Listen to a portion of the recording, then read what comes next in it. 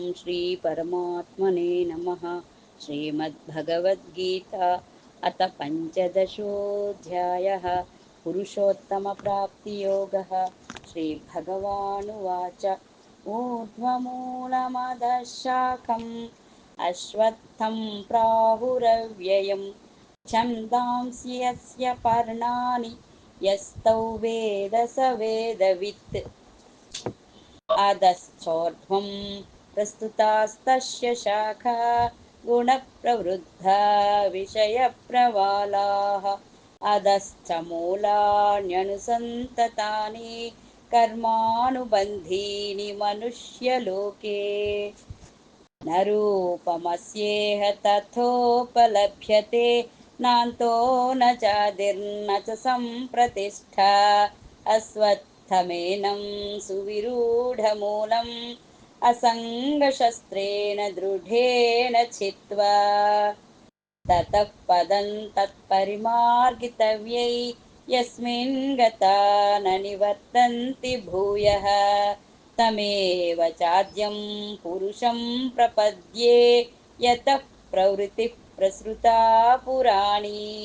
निर्माणमोहाजितसङ्गदोषा अध्यात्मनित्या विनिवृत्तकामाः द्वन्द्वैर्विमुक्ताः सुखदुःखसञ्ज्ञैः गच्छन्त्यमूढाः पदमव्ययम् तत् न तद्भासयते सूर्यो न शशाङ्को न पावकः यद्गत्वा न निवर्तन्ते तद्धाम परमं मम ममैवांशो जीवलोके जीवभूतः सनातनः मनः षष्ठानीन्द्रियाणि प्रकृतिस्थानि कर्षति शरीरै यदवाप्नोति यच्चाप्युत्क्रामतीश्वरः गृहीत्वैतानि संयाति वायुर्गन्धानि वाशयात् श्रोत्रं चक्षुस्पर्शनं च रसनं घ्राणमेव च अधिष्ठाय मनश्चायौ विषयानुपसेवते उत्क्रामन्तं स्थितं वापि भुञ्जानं वा गुणान्वितं विमूढानानुपश्यन्ति पश्यन्ति ज्ञानचक्षुषः यतन्तो योगिनश्चैनं पश्यन्त्यात्मन्यवस्थितम् यतन्तोऽप्यकृतात्मानो नैनं पश्यन्त्यचेतसः यदादित्यगतं तेजो जगद्भासयतेऽखिलं यच्चन्द्रमसि यच्चाग्नौ तत्तेजो विद्धि मामकम् गामाविश्य च भूतानि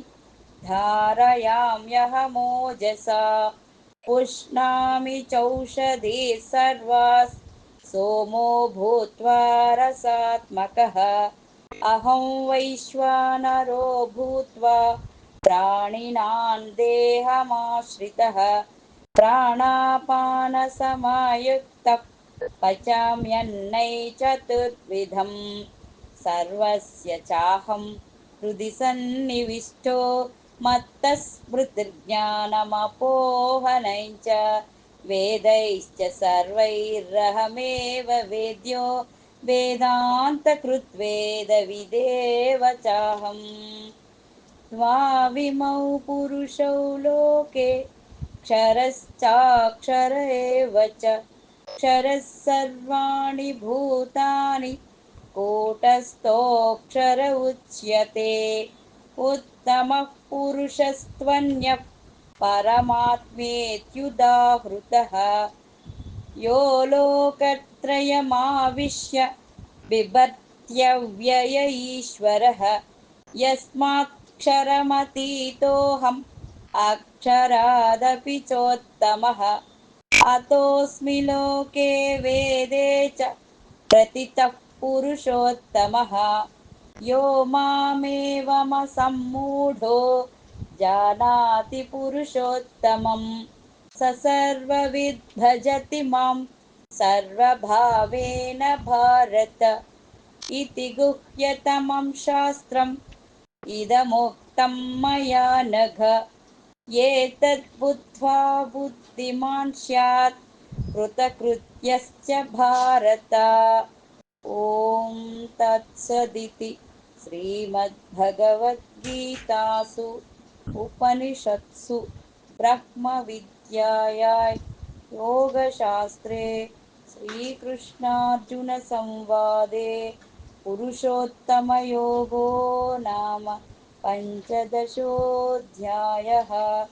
ॐ श्रीकृष्णार्पणमस्तु।